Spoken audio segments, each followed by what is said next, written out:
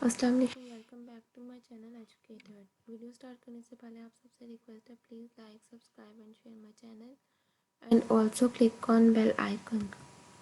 आज का हमारा टॉपिक है ऑपरेटिंग सिस्टम। ये आईटी सीरीज़ का लेक्चर 10 है। ऑपरेटिंग सिस्टम क्या है? Operating system is a set of programs that controls a computer. Operating system बहुत इंपॉर्टेंट पार्ट है कंप्यूटर का। इसमें वो सब प्रोग्राम्स होते हैं जो कि कंप्यूटर को कंट्रोल करते हैं। It provides a pleasant and effective interface between the user and the hardware. ये हार्ड यूज़र के और हार्डवेयर के दरमियान में एक इफेक्टिव इंटरफेस क्रिएट करता है makes the computer more convenient to use. Operating system के थ्रू कंप्यूटर ज़्यादा आसान हो जाता है यूज़र्स के लिए कि वो यूज़ कर सके। These are the some functions of operating systems like process management, memory management, file management, security management, command interpreter, device management.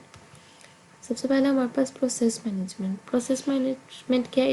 ये प्रोसेस मैनेजमेंट आपको मल्टी प्रोग्रामिंग इन्वायरमेंट प्रोवाइड करता है।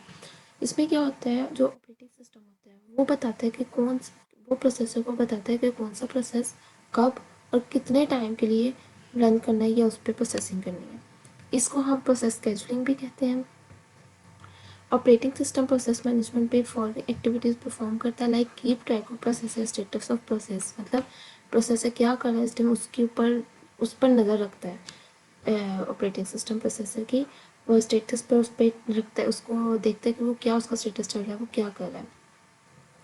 The program is responsible for this task is known as traffic control. आप इस task को keep process की status को control करना या उसके ट्रैक को कीप करना, इस सब को हम लोग ट्रैफिक कंट्रोल भी कहते हैं। उसके अलावा allocates the processor to a CPU.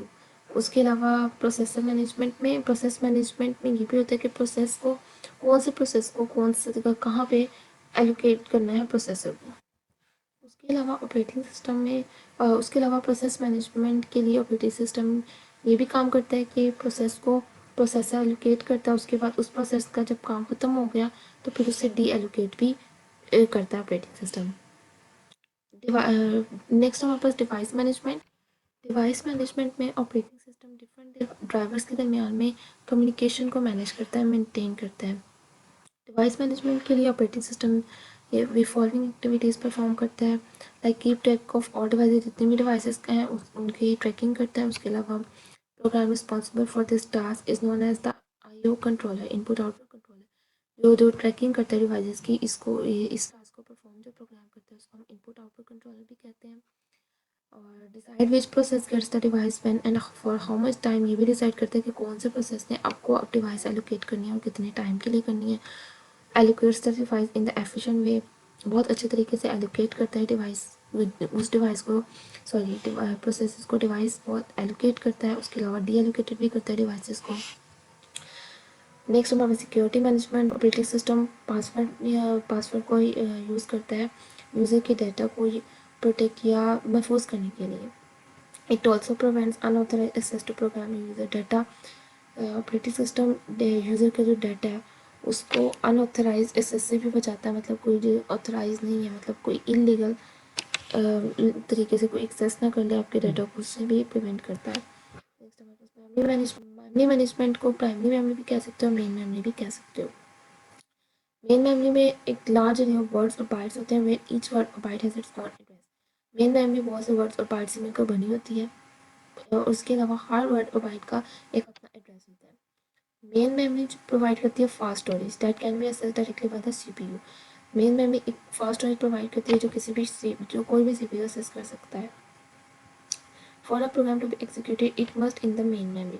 जिस प्रोग्राम ने एग्जीक्यूट होना है, मतलब जिस प्रोग्राम को कहना है कि एग्जीक्यूट हो, उसका मेन मेमोरी में होना बहुत ज़रूरी होता है। ऑपरेटिंग सिस्टम मेमोरी मैनेजमेंट के लिए ये टास्क परफॉर्म करता है, keep track of primary memory.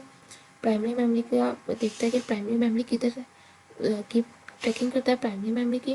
What part of it are in use by home, what part are not in use. मतलब ट्रैकिंग किस चीज़ की करता है कि कौन सा पार्ट इसका फ्री है और कौन सा पार्ट फ्री नहीं है। In multi programming the OS decide which process will get memory when and how much. उसके अलावा मल्टी प्रोग्रामिंग में ऑपरेटिंग सिस्टम डिवाइस डिसाइड करते हैं कि आप कौन सी मेमोरी प्रोसेस को देनी है, कौन सी नहीं देनी है और कितने टाइम के लिए देनी है। Mean allocate the memory when a process request it to do so. जब प्रोसेस रिक्वेस्ट करता है कि उसे मेमोरी एलोकेट की जाए तो फिर ये देखता है और उसको उसकी देख करके देना है नहीं देना सब कुछ देख के उसको एलोकेट करता है और फिर डी एलोकेट भी करता है जब उसकी मेमोरी में उस प्रोसेस की ज़रूरत नहीं होती। नेक्स्ट फाइल मैनेजमेंट है। File management is normally organize into directories for easy navigation and usage.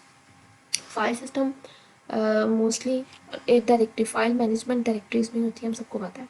तो ये ताकि इजीली हम उसको यूज़ कर सकें, असेस कर सकें, इसके लिए इसको ऑर्गेनाइज किया जाता है इनटू डायरेक्टरीज फाइल मैनेजमेंट में, फाइल सिस्टम्स को।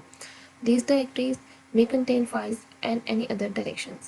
An operating system does the following activities for file management. File management के लिए ऑपरेटिंग सिस्टम कौन सी एक्टिविटीज़ परफॉर्म करता है? ये कीप ट्रैक ऑफ इन्फॉर्मेशन की ट्रैकिंग करता है, लोकेशन की, यूजर्स के स्टेटस की, मतलब जो सी प्रोसेसिंग की इन्फॉर्मेशन है उसकी लोकेशन क्या है, उसका यूज़ क्या है, स्टेटस क्या है, इन सब चीज़ों की ट्रैकिंग करता है फाइल मैनेजमेंट के लिए ऑपरेटिंग सिस्टम।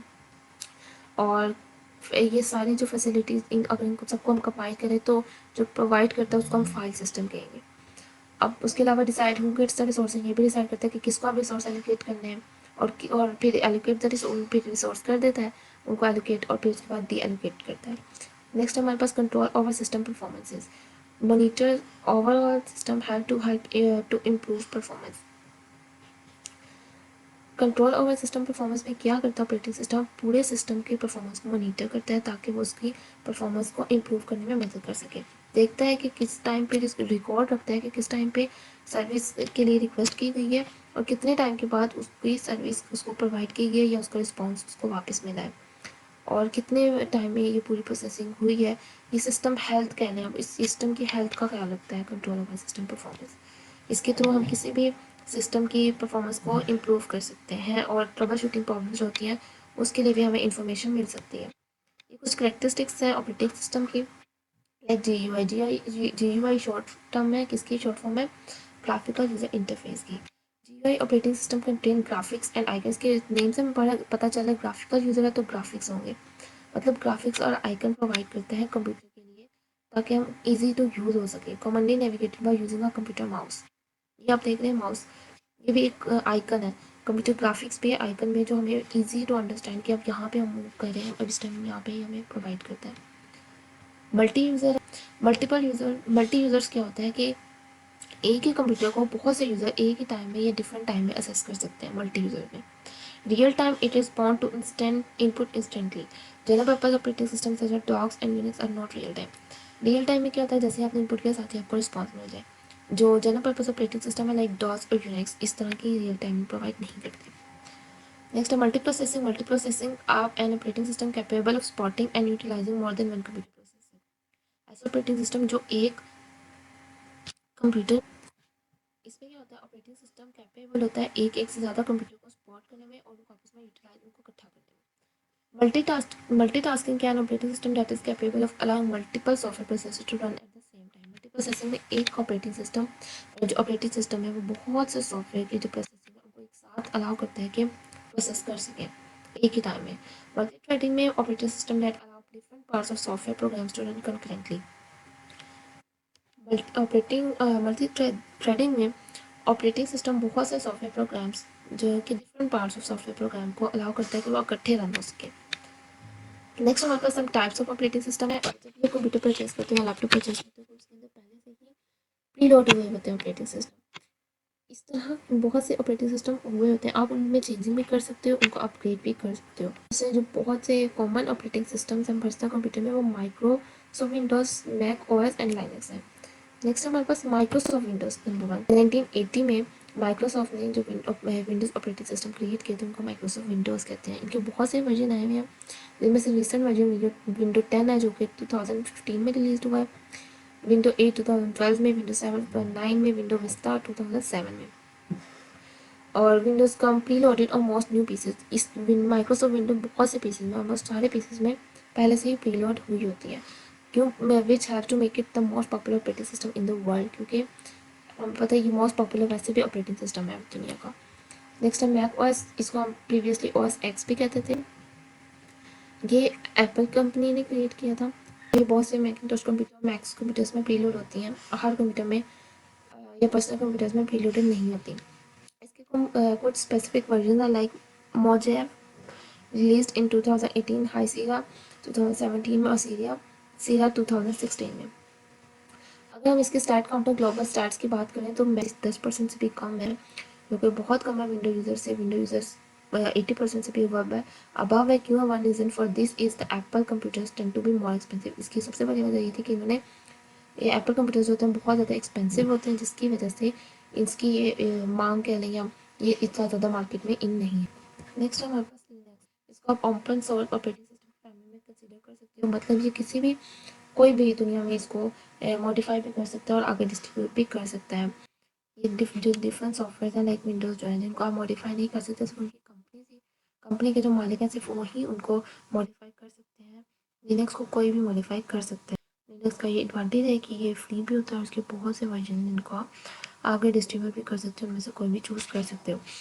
लेकिन अगर इसका स्टैट काउंटर ग्लोबल स्टेट्स में देखा जाए तो लिनक्स 2% से भी ग्लोबल ऑपरेटिंग सिस्टम में कम है। मतलब कि बहुत से यूजर सर्वर्स जो हैं वो लिनक्स को इजीली कस्टमाइज कर सकते हैं। ये द ऑपरेटिंग सिस्टम जॉब क्या बेसिकली ऑपरेटिंग सिस्टम का सारा कंक्लूजन कह लें आप। It runs test to make sure everything is work correctly. ये देखता है कि कंप्यूटर में जो जो काम हो रहे हैं वो सब कुछ ठीक तरीके से वर्क कर रहे हैं, प्रॉपरली वर्क कर रहे हैं। It checks for new hardware. अगर कोई हार्डवेयर न्यू इंक्लूड किया तो उसको चेक करता है कि ठीक है। It then start up the operating system पे हार्डवेयर चेक करने के बाद ऑपरेटिंग सिस्टम को स्टार्ट करता है। It manage all of the software hardware on the computer. जितने भी सॉफ्टवेयर हार्डवेयर कंपोनेंट्स होते हैं आपके कंप्यूटर में उसको मैनेज करता है, कंट्रोल करता है। ये था आज का हमारा लेक्चर। लेक्चर पसंद है please like subscribe and share my channel. And इसका ये जो स्लाइड्स हैं ये पूरा मैं डिस्क्रिप्शन बॉक्स में इसका लिंक दे दूँगी, वहाँ से आप डाउनलोड कर लें। And please like subscribe and share my channel. और ऑल्सो कमेंट सेक्शन में बताएं अगर कोई आपको और टॉपिक जो समझना है उसके बारे में बताएं। Thank you so much for watching.